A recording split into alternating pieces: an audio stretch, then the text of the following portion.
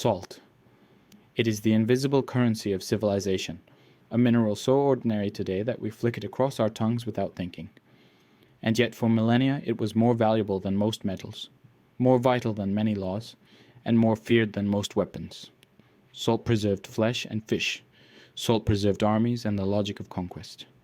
Salt fixed food into seasons, let cities store surplus, and turned deserts into trade highways. Control salt, and you controlled the rhythm of life. Lose salt, and you watched empires unravel like old rope. Long before the age of stock exchanges and paper promises, humans learned to trade in the white crystal that stops decay. In Mesopotamia, city-states rose by the banks of rivers and by shallow basins where salty brine glistened. Archaeologists have found clay tablets that record salt rations and obligations, inked numbers that resemble account books more than rituals. Salt blocks were stacked, weighed, sealed, and taxed. Priests, merchants, and kings argued over rights to the salt flats, the same way later rulers argued over minting privileges. Salt was both practical and symbolic, a necessity you ate and a ledger entry you could measure. In a world where the only storage technology was preservation, salt was the storage technology. It became a medium of exchange, an input of war power, and a source of state revenue. Move west to the Nile, and salt's role deepens into religion and eternity. Egypt's natron dried the bodies of pharaohs, locking memory and power into tombs. Preservation was a theology and a technology, and natron was the instrument. Caravans carried it under guard across dunes. Temple economies were structured around its distribution. Workers who raised the nation's monuments received rations that included salt. The dead received salt in rituals that promised the afterlife. The line between the sacred and the mundane blurred. Language remembers this intimacy. Salarium, the Latin root of salary, tells us how Roman soldiers once received salt allowances that kept their bodies and their marching capacity intact. The etymology is the fossil of an economy where salt and pay, preservation and power were entangled. Rome turned salt logistics into strategy.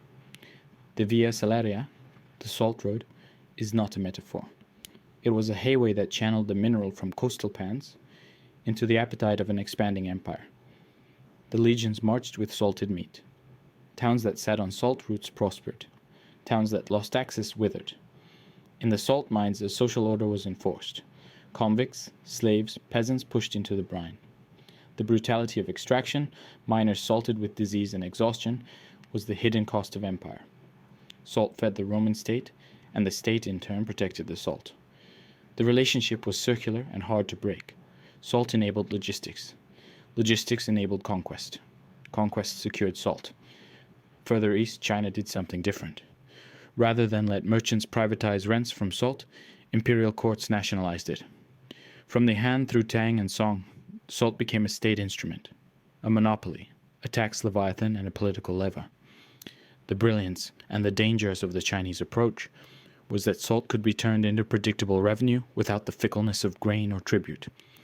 In times of famine or rebellion, the state could call upon salt income to pay soldiers, repair walls, or feed bureaucracies. But monopoly is a double-edged sword. It concentrates power and provokes corruption. Rebellions rose not only because taxes were high, but because saltmen controlled livelihoods. Salt in China funded public works, and also the very courts that policed extraction. For centuries, the flow of brine and the flow of imperial cash were the same thing. Across the Mediterranean, maritime republics made salt a maritime policy. Venice salted its way to dominance. Salt pans, lagoon engineering, merchant fleets, and a political order that secured supply.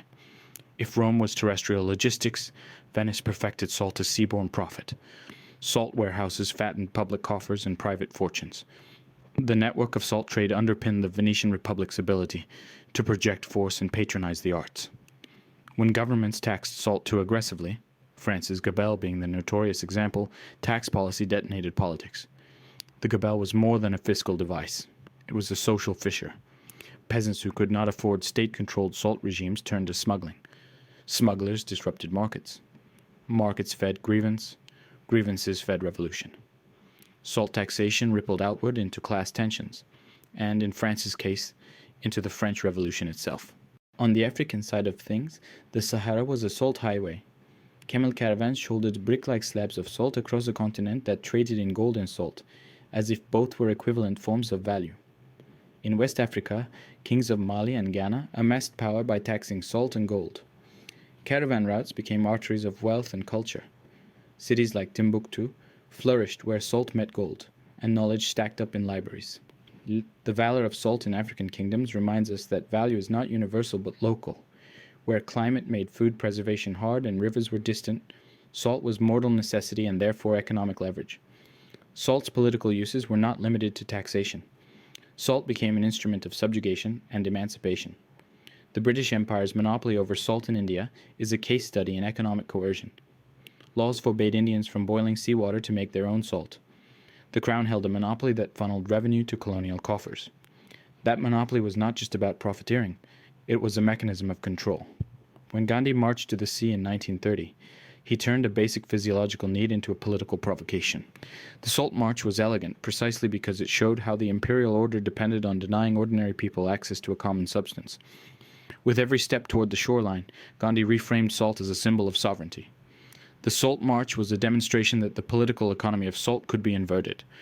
The people could reassert access to a necessity, and in doing so, fracture legitimacy. Technological change changed salt's role, but did not erase its imprint on institutions. The Industrial Revolution, refrigeration, steam, rail, and later the chemical industry changed the cost and abundance of salt. Massive evaporation fields, mechanical pumps, even chemical synthesis made salt cheap in places that had once hoarded it like treasure. The white gold was industrialized into a commodity, usable for food, for tanning, for textile bleaching, for soap, for chemical feedstocks. Potash and chloralkali industries turned salt into a basic raw input for modern economies.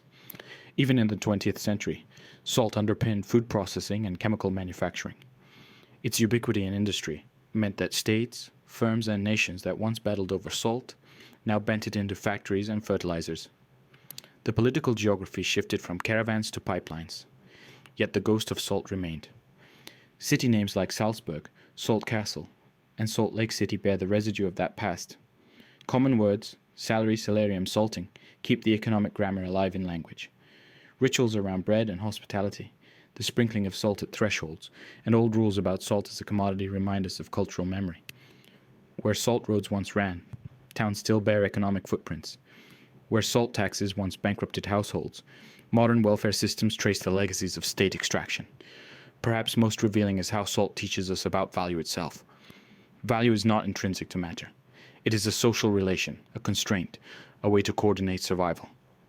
For centuries, when scarcity, transport cost, and preservation technology made salt scarce in the wrong place, it became priceless. Governments learned to harness that scarcity. Merchants learned to arbitrage it. Armies learned to stake campaigns upon it. Empires didn't merely use salt, they made institutions that turned salt into durable power. Today, our relationship to salt is different. We have refrigerators, global shipping networks, synthetic chemicals. Salt is cheap in supermarkets and swallowed without a second thought, but the lesson remains. The material basis of political economy can be humble and mundane. Empires can rise on mustard seed, on tulips, on sugar, on cotton, or on salt. What matters is how societies organize scarcity, how they build institutions around materials that mediate survival, and how those institutions shape power. So the next time you shake salt on your plate, remember the caravans trudging across deserts, the Venetian warehouses, the Roman roads glinting with brine, the Chinese bureaucrats sealing tax receipts, and the marchers walking to the sea. That grain on your palm is not just sodium chloride. It is a fragment of human organization, an old ledger, a soldier's ration, a king's revenue, a people's rebellion. Salt was white gold, and in its story lies a guide to how the smallest things can hold the greatest power. Money Archivist.